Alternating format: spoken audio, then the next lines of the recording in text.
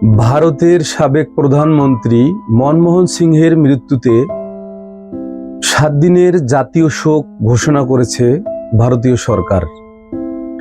বিরোধী দলীয় নেতার মৃত্যুতে সরকারি দলের নেতাদের এমন সৌজন্যতা, মানবিকতা, সভ্যতা এবং ভদ্রতার যে রাজনৈতিক সংস্কৃতি ভারত সরকার দেখিয়েছে, এই রাজনৈতিক সংস্কৃতি দেখে বাংলাদেশের রাজনীতিবিদদের শিক্ষা নেওয়া উচিত। আমরা বাংলাদেশের রাজনীতিতে অতীতে এমন সংস্কৃতি দেখিনি। আমরা আশা করব যে বাংলাদেশের রাজনীতিবিদরা আগামী দিনে ভারতসহ বিশ্বের উন্নত গণতান্ত্রিক রাষ্ট্রগুলোর গণতান্ত্রিক যে রাজনৈতিক সংস্কৃতি আছে সেগুলো দেখে শিক্ষা নিবে এবং বাংলাদেশে উন্নত একটি রাজনৈতিক সংস্কৃতি সৃষ্টি করবে।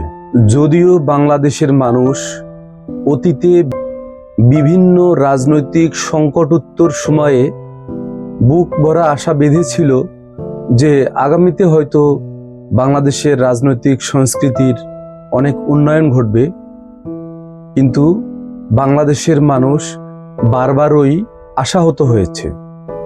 মানুষ আশা নিয়েই বাঁচে। আমরা আবারও আশা করব যে আগামী দিনের যে রাজনীতি সেখানে যেন উন্নত রাজনৈতিক সংস্কৃতি সৃষ্টি করে। বাংলাদেশের রাজনৈতিক দলগুলো যেন অতীতের ভুল থেকে সবাই যেন শিক্ষা গ্রহণ করে এবং আগামী দিনের বাংলাদেশ যেন একটি উন্নত রাজনৈতিক সংস্কৃতির বাংলাদেশে পরিণত হয়, এটি আমাদের সকলের প্রত্যাশা।